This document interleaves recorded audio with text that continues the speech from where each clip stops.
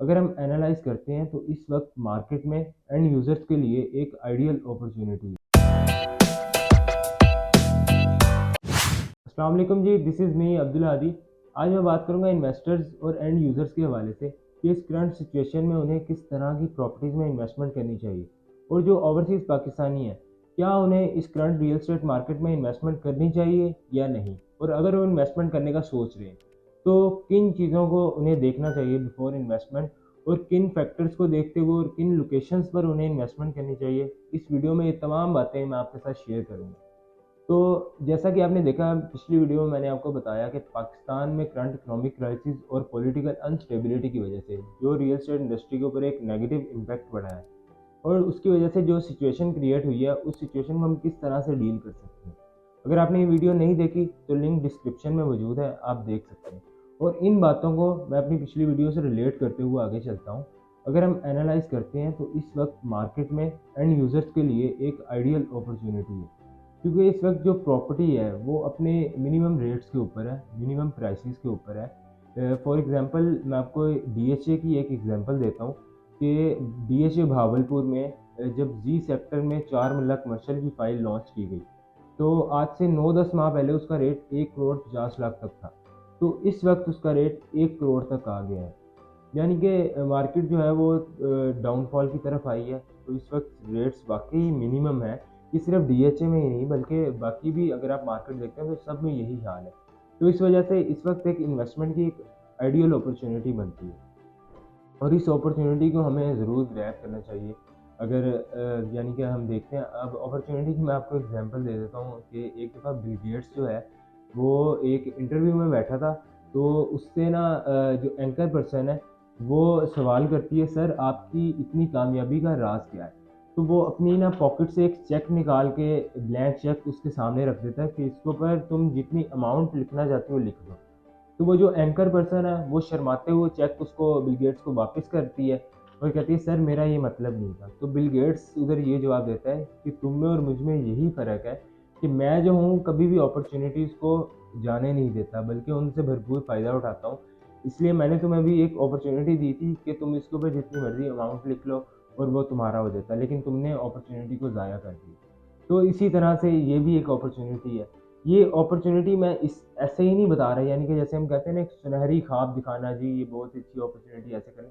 एक proper market analysis अगर आप भी कुछ रिसर्च करते हैं ना मार्केट पे, यानी कि अगर आप मार्केट में थोड़ा पीछे जाते हैं, पीछे जाके चीज़ों को एनालाइज करके आते हैं और इससे रिलेट करते हैं, जैसे कि मैंने कोविड से भी रिलेट किया था इस मार्केट को, ये सब चीज़ें अगर आप रिसर्च के साथ करते हैं तो आपको खुद ही पता लग जाएगा कि ये कितनी एक अच्छी इन्वेस्टमेंट अपॉर्चुनिटी है, क्योंकि रेट्स काफ़ी मिनिमम है।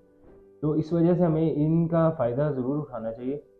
और बाकी रही बात ओवरसीज़ पाकिस्तानीज़ की, अगर ओवरसीज़ पाकिस्तानी इन्वेस्ट करेंगे पाकिस्तान में तो ज़ाहिर-सी बात है कि पाकिस्तान में जब इन्वेस्टमेंट्स होंगी और पाकिस्तान की इकॉनमी भी बेहतर होगी, यानी कि एक पाकिस्तान को भी फ़ायदा है। अगर बाहर जो पाकिस्तान से बाहर गए हैं लोग, अगर वो अपने मुल्क के लिए ही अपने मुल्क में इन्वेस्टमेंट्स करेंगे, वो इन्वेस्टमेंट रहेंगी तो उनकी, लेकिन उससे एक मुल्क को भी फ़ायदा होगा और उनको भी फ़ायदा होगा। और किसी भी जगह इन्वेस्टमेंट करने से पहले आप कुछ बातों को ज़रूर नोट करें। यानी कि आप देखें वो जो प्रोजेक्ट है या सोसाइटी है आप जहाँ पर इन्वेस्टमेंट करने जा रहे हैं वो एक अच्छी लोकेशन पर होना चाहिए, और जो उसका डेवलपर है वो एक ऑथेंटिक होना चाहिए, यानी कि उसने अपने जो प्रीवियस वर्क्स हैं या प्रीवियस प्रोजेक्ट्स हैं वो एक टाइम लिमिट के अंदर पूरे किए हों, यानी कि उसकी एक अच्छी इमेज मार्केट में बनी हो। वो आपको इसका नॉलेज आपको मार्केट से भी हो जाएगा, मार्केट में यानी कि जिसकी अच्छी इमेज होगी यानी कि उसने अच्छे ही काम डिलीवर किए होंगे। और दूसरा ये कि आप किसी ऑथेंटिक रियल एस्टेट कंसल्टेंट से भी राय ले सकते हैं। मैं ये नहीं कह रहा आप किसी एक से जाकर लें, आप मुख्तलिफ रियल एस्टेट कंसल्टेंट्स जिनके पास एक मार्केट नॉलेज है प्रॉपर, उनसे गाइडेंस लें और आगे चलें। और कुछ रिसर्च मैं ये आपको रिकमेंड करूँगा कि कुछ रिसर्च आपको अपनी तरफ से भी होनी चाहिए। आप अपनी तरफ से भी रिसर्च करके फिर जाएँ ताकि आप आगे चीज़ों को एनालाइज़ कर सकें। एक और मैं आपको एडवाइस देना चाहूँगा कि इस वक्त आप जो प्रोजेक्ट्स ऑन ग्राउंड मौजूद हैं उनकी तरफ मूव करें। यानी कि अगर उनकी पोज़ीशन नहीं है तो कोई इतना बड़ा इश्यू नहीं है। हाँ, लेकिन वो ऑन ग्राउंड मौजूद होने चाहिए। अगर कब्ज़ा लेट देते हैं तो नो इश्यू।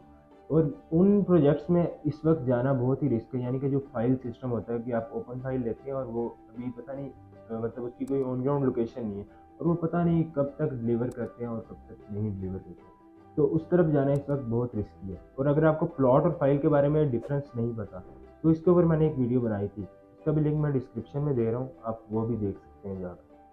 और कुछ लोगों का ये भी सवाल होता है कि हमें कमर्शियल में इन्वेस्टमेंट करनी चाहिए या रेजिडेंशियल में।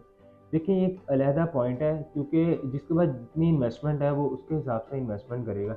यानी कि कमर्शियल में आपको कुछ इन्वेस्टमेंट ज़्यादा चाहिए होती है, लेकिन ये इन्वेस्टमेंट की बात एक साइड पर होती है। और अगर आप प्रोजेक्ट को देखना चाह रहे हैं, तो उसके लिए वही बातें जो मैंने पहले बताई हैं, आप ऑथेंटिक प्रोजेक्ट में इन्वेस्ट करें। मैं दोबारा से पॉइंट हाईलाइट्स कर देता हूँ। देखें, एक तो आपने देखनी है डेवलपर की हिस्ट्री। डेवलपर जो है वो एक अच्छा होना चाहिए, एक ऑथेंटिक डेवलपर होना चाहिए। दूसरे नंबर पर आपने प्रोजेक्ट की लोकेशन देखनी है, क्योंकि वो भी बहुत मैटर करती है। और तीसरे नंबर पर आपने ये देखना है कि वो अपने मुतलका अथॉरिटी से अप्रूव्ड होना चाहिए, जो भी प्रोजेक्ट है। और अगर हम प्रोजेक्ट्स की बात करें कुछ, तो डीएचए जो है वो 90% रिकमेंडेड होता है, जो कि एक बहुत ही अच्छा प्रोजेक्ट है। और उसके अलावा बैरियर टाउन भी एक अच्छा प्रोजेक्ट है। और दूसरा, फिर मुख्तलिफ शहरों में उनके अपने कुछ अच्छे डेवलपर्स होते हैं जिनकी सोसाइटीज़ होती हैं। हाँ, आप वहाँ भी इन्वेस्ट कर सकते हैं, लेकिन एक प्रॉपर मार्केट नॉलेज लें और उस जगह का रेट देखें, यानी कि एक प्रॉपर रिसर्च के साथ वहाँ पर भी आप इन्वेस्टमेंट कर सकते हैं, जो मैंने आपको पॉइंट्स बताए हैं उनको देखते हुए। तो मिलते हैं नेक्स्ट वीडियो में, तो उसमें मैं आपके साथ कुछ मज़ीद प्रोजेक्ट्स भी डिस्कस करूँगा इंशाल्लाह।